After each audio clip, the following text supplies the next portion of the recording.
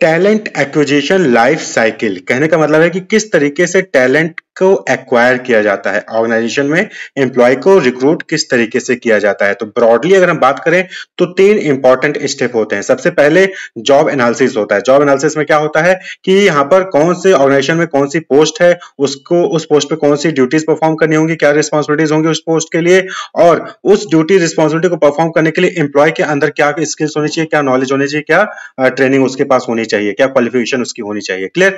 जब ये चीज आइडेंटिफाई हो जाती है उसके बाद फिर रिक्रूटमेंट होता है, यानी हम उसको सोर्सिंग भी कहते हैं, यानी कि कहां से सोर्स किया जाएगा। सोर्स क्या होगा एम्प्लॉय को सिलेक्ट करने का, कि नोटिस बोर्ड पे आप एडवर्टीजमेंट लगाओगे, करियर वेबसाइट्स पे एडवर्टीजमेंट दोगे, या फिर कैंपस में जाकर वहां पर इंटरव्यू करोगे। तो सोर्स क्या होगा एम्प्लॉय को रिक्रूट करने का। क्लियर। और रिक्रूट करने के बाद उसमें क्या होता है, सिलेक्शन होता है। सिलेक्शन करने का मतलब है कि जब कैंपस में ये डिसाइड हो गया, ऑर्गेनाइजेशन ने डिसाइड कर लिया कि वो कैंपस में जाके रिक्रूट करेंगे, तो कैंपस में जाते हैं, वहां पर सभी जो है स्टूडेंट्स आते हैं जो फाइनल ईयर के होते हैं या फिर जो पास आउट हो जाते हैं, और उनका वहां पर रिटन टेस्ट होता है, इंटरव्यू होता है, और उसके बाद फिर बेस्ट कैंडिडेट को सिलेक्ट कर लिया जाता है। तो उसको कहते हैं असेसमेंट। क्लियर। तो ये तीन स्टेप है या तीन स्टेजेस हैं, यही जो है बार बार रिपीट होते रहते हैं ऑर्गेनाइजेशन में, जिससे कि कभी भी एम्प्लॉय की कमी ना हो, टैलेंट की कमी ना हो ऑर्गेनाइजेशन में। तो इसीलिए इसको क्या कहा गया, टैलेंट एक्विजिशन लाइफ साइकिल, क्योंकि ये प्रोसेस है, ये कॉन्टिन्यूअस प्रोसेस है जो कि बार बार स्टेप्स रिपीट होते रहते हैं। तो ये क्या है, it is a process of hiring a new employ. New employ को हायर करने का ये प्रोसेस होता है टैलेंट एक्विजिशन लाइफ साइकिल। तो इसमें तीन इंपॉर्टेंट की स्टेज होते हैं, जो कि इनिशियल प्लानिंग से स्टार्ट होता है और फाइनल ऑन बोर्डिंग तक होता है। इनिशियल प्लानिंग यानी जॉब एनालिसिस, और फाइनल ऑन बोर्डिंग यानी कि सिलेक्शन यानी असेसमेंट करने के बाद उसको इंडक्शन कराया जाता है, उसको फैमिलाइज कराया जाता है ऑर्गेनाइजेशन से। जो कि नॉर्मली आजकल के टाइम पे क्या होता है कि ऑर्गेनाइजेशन में प्रोबेशन पीरियड कहते हैं, 1 साल का 2 साल का प्रोबेशन पीरियड होता है। वहां पर एम्प्लॉय को 2 साल तक 1 साल तक प्रोबेशन के रूप में काम करना पड़ता है, और अगर उसकी परफॉर्मेंस सही होती है तब उसको परमानेंट किया जाता है। क्लियर। तो ये प्रोबेशन पीरियड एक्चुअली में क्या होता है कि इंट्रोड्यूस किया जाता है, फैमिलाइज किया जाता है ऑर्गेनाइजेशन से कि ऑर्गेनाइजेशन की वर्किंग किस तरीके से है।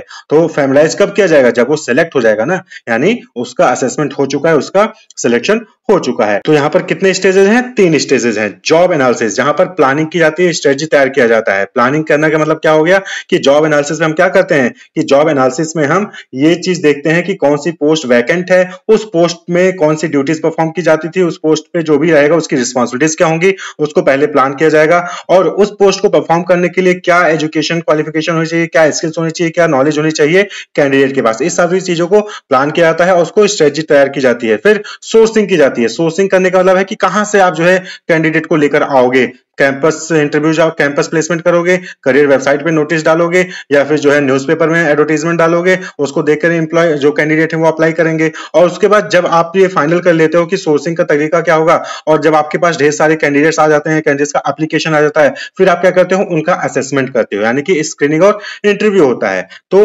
असेसमेंट होता है, यानी कि एग्जामिनेशन होता है, मेडिकल एग्जामिनेशन होता है, फिर इंटरव्यू होता है, फिर फाइनली जो मेरिट बनती है उसके बाद उनका सिलेक्शन होता है। जितनी भी वैकेंट होती है पोस्ट उसके हिसाब से सिलेक्शन हो जाता है। क्लियर। तो ये 3 इंपॉर्टेंट स्टेजेस होते हैं टैलेंट एक्विजिशन लाइफ साइकिल के।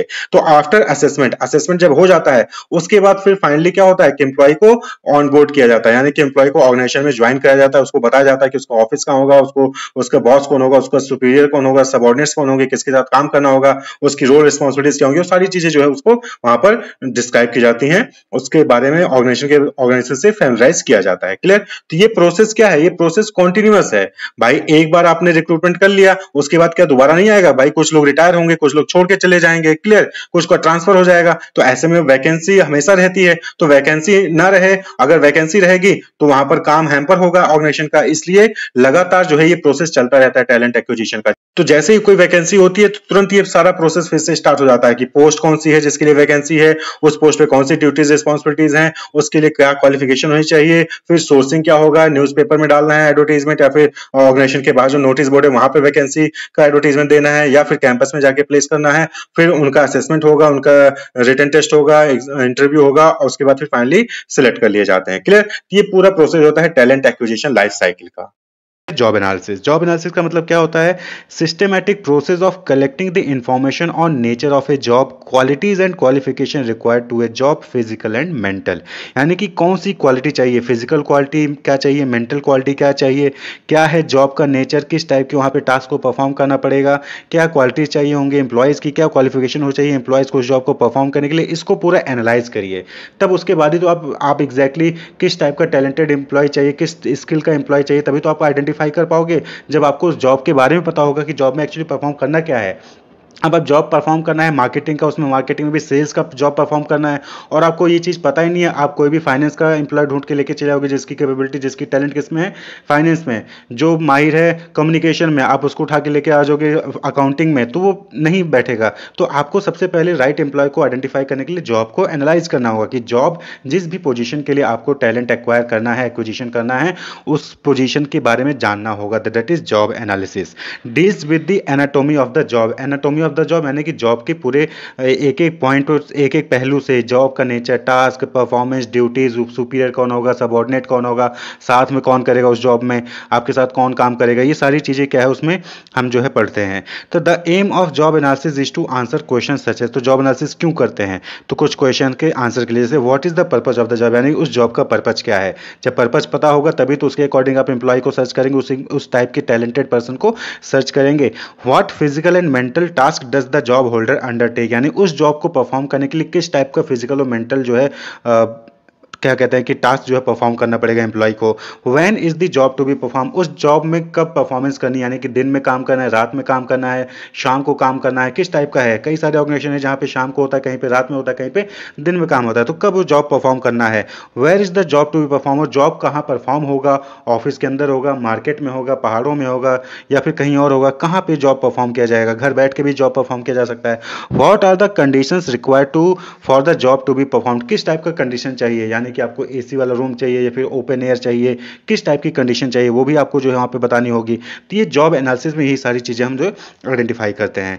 अब बात करें कि जॉब एनालिसिस का प्रोसेस क्या है। प्रोसेस ऑफ जॉब एनालिसिस तो आप यहाँ पे स्क्रीन पे देख ही रहे हैं। सबसे पहले ऑर्गेनाइजेशनल एनालिसिस, यानी कि हम ऑर्गेनाइजेशन का क्या गोल है, ऑब्जेक्टिव है, उसको आप एनालाइज करिए। देन सेलेक्ट रिप्रेजेंटेटिव पोजीशंस, यानी कि उस पोजीशंस को सेलेक्ट करिए कि जो भी जिस पोजीशन के लिए आपको एम्प्लॉय चाहिए उसके लिए डेटा कलेक्ट करिए। डेटा कलेक्ट करेंगे यानी कि उस जॉब के बारे में आइडेंटिफाई करें कि जॉब में क्या टास्क है, क्या ड्यूटीज़ है, क्या रिस्पॉन्सिबिलिटीज़ हैं, क्या फिजिकल, क्या मेंटल, ये सारी चीज़ें आपको जो है डेटा कलेक्ट करना होगा। कलेक्टेड डेटा को फिर आपको क्या करना है, रिव्यू करना है। रिव्यू दी कलेक्टेड डेटा, 4 ऑप्शन। देन है number 5 step, developing job description.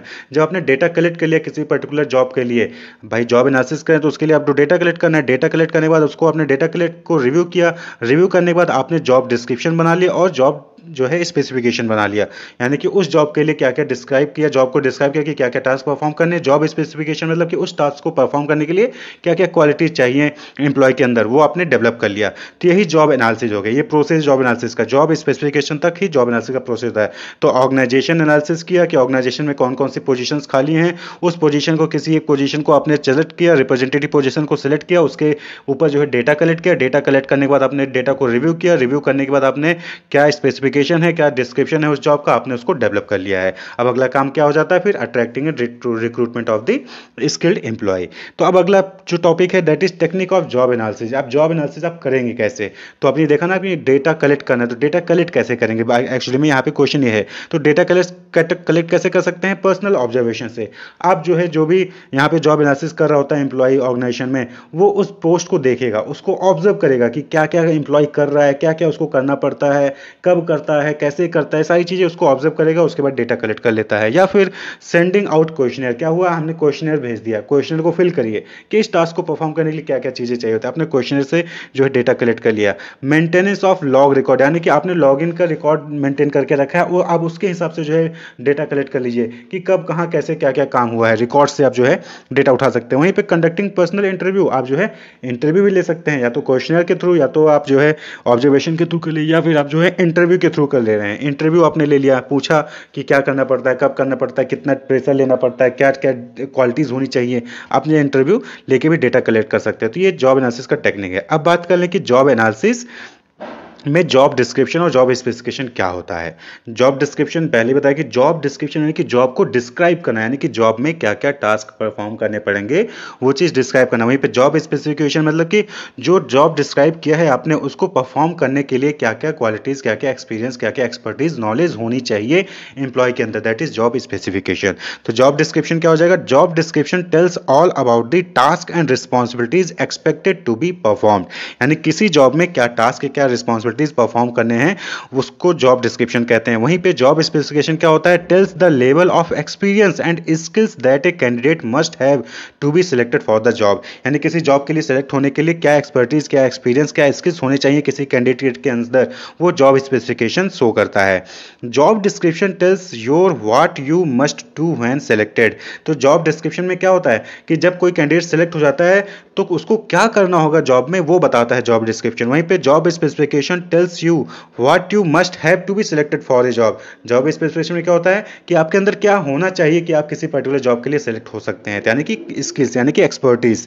Next है the main purpose of job description to collect job related data in order to advertise for a particular job. तो main purpose job description का क्या होता है कि job description में जब आप पता चल जाएगा कि हाँ हमें किस पोस्ट के लिए क्या क्या टास्क है जो परफॉर्म करने होंगे, तभी तो हम उस रिलेटेड एडवर्टाइजमेंट शो कर पाएंगे पर्टिकुलर जॉब के लिए। तो जॉब डिस्क्रिप्शन वहाँ पे चाहिए। जॉब स्पेसिफिकेशन में क्या हो गया, it helps candidate analyze whether is are eligible to apply for a particular job और वैकेंसी और नॉट, यानी कि जॉब स्पेसिफिकेशन जब पता होगा कि हमें इस टाइप के जॉब के लिए एमबीए चाहिए या फिर बीटेक चाहिए, जब हमें पता होगा तभी तो हम एडवर्टाइज करेंगे कि हमें एमबीए चाहिए या फिर हमें बीटेक चाहिए। जब हमें पता ही नहीं होगा कि क्या एक्सपर्टीज या क्या स्किल्स होनी चाहिए तो हम क्या एडवर्टाइजमेंट करेंगे, कोई भी अप्लाई कर सकता है। तो इसलिए क्या परफॉर्म करना है वो भी आपको पता होना चाहिए, जिससे कि आप एडवर्टाइज कर सको कि हमें ये एम्प्लॉय चाहिए ये टास्क परफॉर्म करने के लिए। और जॉब स्पेसिफिकेशन जब आपको पता होगा कि इस टाइप के जॉब को परफॉर्म करने के लिए ये एक्सपर्टीज या स्किल्स होनी चाहिए, तभी तो आप बताओगे कि हमें यही एमबीए ही कैंडिडेट चाहिए या फिर हमें सिर्फ जो है बीटेक चाहिए या फिर हमें एमबीए विद 5 ईयर एक्सपीरियंस वाले कैंडिडेट चाहिए। तो आप देखते होंगे जो भी एडवर्टाइजमेंट आते हैं तो लिखा होता है कि MBA plus 2 year experience, MBA plus finance, MBA in marketing, MBA in specialisation. तो हमें पता होता है कि ये कब पता होता है, जब हमें पता होगा कि हमारी जॉब क्या है, जब हमें पता होगा कि हमारी जॉब में क्या क्या डिस्क्रिप्शन है, क्या क्या टास्क परफॉर्म करने हैं, उसके हिसाब से तो हम स्पेसिफिकेशन को आइडेंटिफाई कर सकते हैं। तो ये एडवर्टाइजमेंट में यानी कि अट्रैक्ट करने के लिए और रिक्रूटमेंट में हेल्प करता है जॉब एनालिसिस, जॉब डिस्क्रिप्शन और जॉब स्पेसिफिकेशन। अब है नेक्स्ट टॉपिक कि क्या क्या चीजें होती है जॉब डिस्क्रिप्शन में। तो आप यहाँ पे देख सकते हैं जॉब डिस्क्रिप्शन यानी कि जॉब टाइटल यानी कि पोजीशन का नाम क्या है, लोकेशन क्या है, जॉब समरी, रिपोर्टिंग टू यानी कि किसको रिपोर्ट करना पड़ेगा। आप अगर आप सपोज करिए कि आप किसी पे लग गए तो आपका सुपीरियर कौन होगा, सबऑर्डिनेट कौन होगा और कलीग्स कौन होंगे, रिपोर्टिंग टू। वर्किंग कंडीशंस कैसी होंगी, जॉब ड्यूटीज क्या क्या होंगी, कौन सी मशीन से जो कि आपको यूज करना पड़ेगा, यानी कि आपको लैपटॉप मिलेगा या फिर कोई मशीन मिलेगा, हैजार्ड्स कौन कौन सी चीजें हैं जहां पे आपको ध्यान में रखना है किन किन चीजों से नुकसान पहुंच सकता है। वहीं पे जॉब स्पेसिफिकेशन में क्या होता है कि क्वालिफिकेशन क्या है, एक्सपीरियंस क्या चाहिए होगी, ट्रेनिंग चाहिए होगी कि नहीं होगी, स्किल्स कौन सी होनी चाहिए, रिस्पॉन्सिबिलिटीज कौन कौन सी लेनी पड़ेंगी, इमोशनल कैरेक्टरिस्टिक्स उस जॉब को परफॉर्म करने के लिए क्या होना चाहिए, सेंसरी डिमांड्स क्या होनी चाहिए उस जॉब को परफॉर्म करने के लिए। तो यही क्या होता है जॉब डिस्क्रिप्शन और जॉब स्पेसिफिकेशन, और इसी को क्या कहते हैं, एनालाइज करने को जॉब एनालिसिस कहा जाता है। तो ये टैलेंट को एक्वायर करने के लिए सबसे पहला स्टेप होता है कि जॉब को एनालाइज करिए, फिर उसको डिस्क्राइब करिए, उसको स्पेसिफिकेशन बताइए, उसके बाद ही तो आप एडवर्टीजमेंट देंगे, और जब एडवर्टीजमेंट देंगे यानी कि अट्रैक्ट करेंगे और फिर रिक्रूटमेंट का प्रोसेस आगे काम होगा। तो जब जॉब एनालिसिस हो जाता है उसके बाद अगला स्टेज होता है सोर्सिंग का। Sourcing means searching the potential candidate, finding the potential candidate begins using various channels। तो different channels का इस्तेमाल करके हम potential candidate को सर्च करते हैं, उनको स्टिमुलेट करते हैं कि वो आपके ऑर्गेनाइजेशन में जो भी वैकेंसी है उसके लिए अप्लाई करें। तो जॉब बोर्ड हो गया यानी कि जो बाहर नोटिस बोर्ड होता है, सोशल मीडिया प्लेटफॉर्म पे वैकेंसीज का एडवर्टाइजमेंट दे रहे हैं, इंटरनल रेफरेंस यानी कि जो ऑर्गेनाइजेशन में ऑलरेडी एम्प्लॉय हैं उनसे वो रेफरेंस मांगा जाता है कि आप बताइए कोई आपके नॉलेज में है जो इस क्वालिफिकेशन का हो और ये काम परफॉर्म कर सकता है, तो उनका रेफरेंस लेके जो है उसको उसका इंटरव्यू वगैरह किया जाता है, फिर जो है उसको सिलेक्ट कर लिया जाता है। करियर वेबसाइट्स बहुत सारे हैं जैसे naukri.com है, कैंपस प्लेसमेंट जो कि आप देखते होंगे कि फाइनल ईयर के स्टूडेंट्स के लिए बाहर से कंपनीज आती हैं और उनको रिक्रूट करती हैं, उनका इंटरव्यू लेती हैं, रिटन टेस्ट लेती हैं, ग्रुप इंटरव्यू होता है, उसके बाद फिर उनको सिलेक्ट करके जो है वो लेके चली जाती हैं अपने ऑर्गेनाइजेशन में वर्क के लिए। लेबर कॉन्ट्रैक्टर्स होते हैं, उनसे आप कॉन्टेक्ट कर सकते हो। तो सोर्सिंग यानी कि सोर्स क्या होगा, होगा।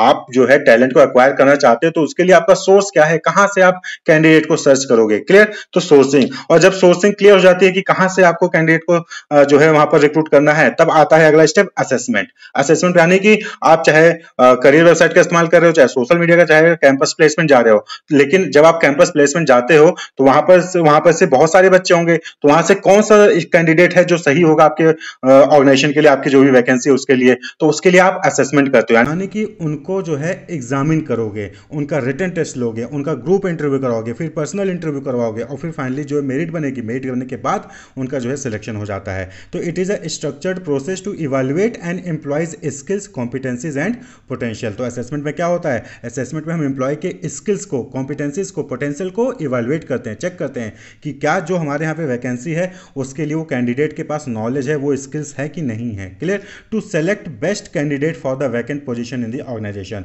तो असेसमेंट किस लिए होता है, बेस्ट कैंडिडेट को सेलेक्ट करने के लिए, जो भी वैकेंट पोजीशन है उसके लिए, क्लियर। उसके लिए हम क्या करते हैं, असेसमेंट करते हैं। जो कि आज के टाइम पे क्या होता है कि भाई जो भी वैकेंसीज आती हैं, नोटिफिकेशन पहले आता है, उस नोटिफिकेशन को देख के कैंडिडेट्स रजिस्ट्रेशन करते हैं, एग्जाम जो रजिस्ट्रेशन फीस होती है वो पे करते हैं, उसके बाद कॉल लेटर आएगा, एडमिट कार्ड आता है, आपका ऑनलाइन एग्जामिनेशन या फिर ऑफलाइन एग्जामिनेशन होता है, फिर उसके बाद मेरिट बनता है, मेरिट बनने के बाद अगर उसमें प्रीलिम है, मेंस है, तो 2 रिटन एग्जामिनेशन होता है, फिर जो मेंस क्वालिफाई करेंगे और मेरिट में आएंगे उनका फिर इंटरव्यू होता है, फिर मेडिकल टेस्ट होता है, फिर फाइनली जाके वो सेलेक्ट होते हैं। तो ये पूरा प्रोसेस होता है, ये सब क्या है, असेसमेंट का ही पार्ट होता है, क्लियर। कि इवैल्यूएट किया जा रहा है एम्प्लॉय को, कैंडिडेट को इवैल्यूएट किया जा रहा है कैंडिडेट को, कि उसके पास क्या वो प्रॉपर नॉलेज है, स्किल्स है, कॉम्पिटेंसीज है उस पोस्ट को परफॉर्म करने के लिए, उस पोस्ट पे जॉब जो भी ड्यूटीज़ हैं, रिस्पॉन्सिबिलिटीज़ हैं पोस्ट की, उसको परफॉर्म कर पाएगा कि नहीं कर पाएगा। तो अलग अलग टाइप के जो है एग्जामिनेशन होते हैं, कहीं पे सब्जेक्ट से रिलेटेड क्वेश्चन पूछे जाते हैं, कहीं पर बिहेवियर से रिलेटेड क्वेश्चन पूछे जाएंगे, तो कहीं पे जीके जीएस से, मैथमेटिक्स से क्वेश्चन पूछे जाएंगे, कॉग्निटिव एबिलिटी से रिलेटेड टेस्ट होते हैं, पर्सनैलिटी असेसमेंट होता है, स्किल बेस्ड असेसमेंट होता है, जैसे कि कोई वर्क सैंपल हो गया, आपको दे दिया जाएगा, आपको काम करके दिखाइए। जैसे कि मार्केटिंग की जॉब आपको पानी है, आपको मार्केटिंग मैनेजर की पोस्ट के लिए अप्लाई किया है, और जब आप इंटरव्यू के लिए जाओगे तो वहां पर हो सकता है कि आपसे बोल दें कि आप जाइए 10 पेन है या फिर ये 10 प्रोडक्ट हैं, आप इसको सेल करके आइए, क्लियर। तो इस तरीके से जो है आपका वहां पर वो असेसमेंट हो सकता है। जॉब साइमुलेशन या फिर टेक्निकल टेस्ट जो है वहां पर अप्लाई, आपको जो है बोला जाएगा कि टेक्निकल टेस्ट किया जाएगा आपका, जैसे कि जैसे आपने टाइपिस्ट के लिए अगर अप्लाई किया होगा तो वहां पर आपसे टाइपिंग करा के देखेंगे कि आप 1 मिनट में कितने वर्ड हिंदी के, कितने वर्ड इंग्लिश के टाइप कर पा रहे हैं, तो दैट इज असेसमेंट। और ये प्रोसेस जो है ये कंटिन्यूअसली रिपीट होता रहता है, क्योंकि आए दिन कोई ना कोई पोस्ट जो है वैकेंट रहती है, और उसको फुलफिल करने के लिए job analysis, then sourcing, then assessment, यानी कि कह लीजिए रिक्रूटमेंट सिलेक्शन वाला काम हमेशा होता रहता है। तो यहाँ पर अगर हम कहें तो सोर्सिंग क्या हो गया, ये रिक्रूटमेंट हो गया, और असेसमेंट क्या हो गया, सिलेक्शन प्रोसीजर हो गया, clear. Wish you all the best, keep watching.